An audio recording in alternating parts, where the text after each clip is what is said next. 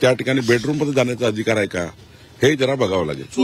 निलेश राणे स्वतः आमदार आहे, तुमचे मित्र पक्षाचे आहे, तर त्यांनी हे सगळ्या गोष्टी समजून घेतल्या पाहिजे होते. हे जे बंधन राहिले पाहिजे ते नाही. निलेश राणेंनी असं का करावं मला माहिती नाही, पण एक मात्र खरं आहे की बेडरूमपर्यंत जाऊन त्या ठिकाणी अशा प्रकारची व्हिडिओ शूटिंग करणे याच्याबद्दल थोडा मला त्या ठिकाणी थोडं नियमाच्या बाहेर वाटत आहे.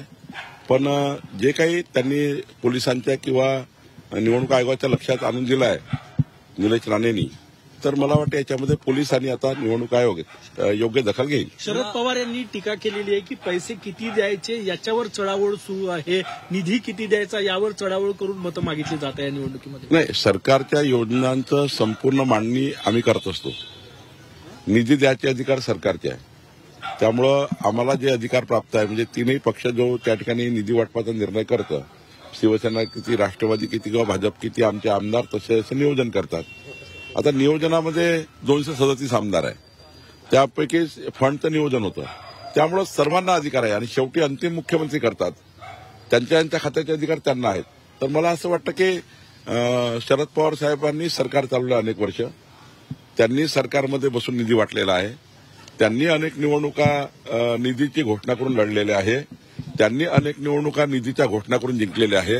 त्यामुळे शरद पवार साहेबांनी आता इतक्या उशिरा आम्हाला हे सांगणे मला वाटतं योग्य नाही. शेतकऱ्यांना काल मोठा दिलासा दिलेला तुम्ही 1 वर्ष आलेली आहे सोलापुरामध्ये, तर त्यांनी शशिकांत शिंदे असे म्हणाले की ही युती भविष्याची नांदी असेल म्हणून.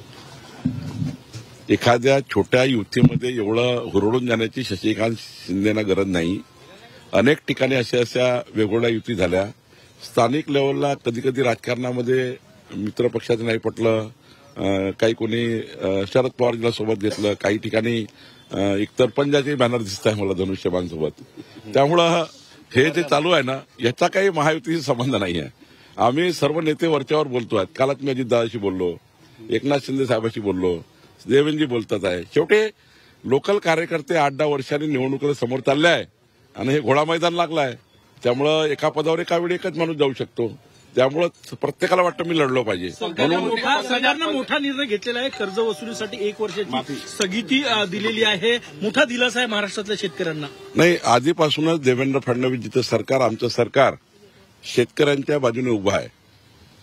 मधल्या काळातही आम्ही सांगितलं होतं की जेव्हा अशी परिस्थिती येईल, शेतकऱ्याच्या गळ्याशी येईल, तेव्हा सरकार काही निर्णय करेल आणि म्हणून 1 वर्षाची स्थगिती माननीय मुख्यमंत्री देवेंद्र फडणवीसजींनी दिलेली आहे.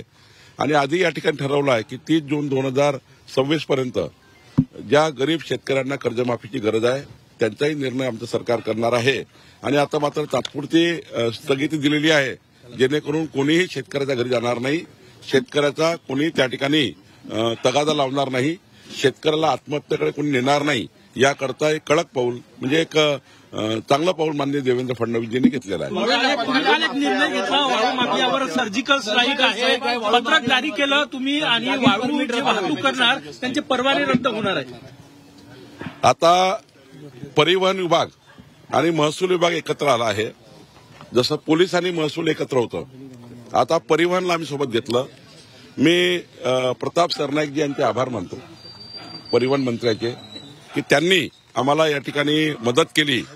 आणि आता एकदा गाडी पकडली तर 30 दिवस सस्पेंड होणार आहे अवैध वाळूची, 2दा पकडली तर 60 दिवस सस्पेंड होणार, आणि एकच गाडी 3दा पकडली वाळू चोरीमध्ये तर परमनंट सस्पेंड करण्याचा निर्णय परिवहन खात्याने घेतला. आमच्या महसूल खात्याला मोठा दिलासा माननीय प्रताप सरनाईकजी परिवहन खात्याने दिला आहे.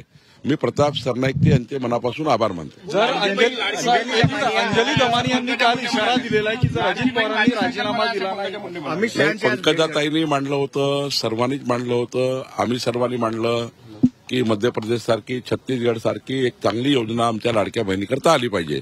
एकनाथ शिंदेजी मुख्यमंत्री असताना त्यांनी पुढाकार घेतला, देवेंद्रजींनी चांगलं मॉडेल तयार केलं, अजितदादांनी संमती दिली.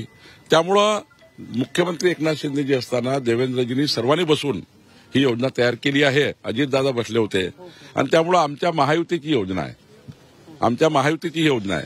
आणि महाराष्ट्रामध्ये 2047 पर्यंत महायुती राहणार आहे.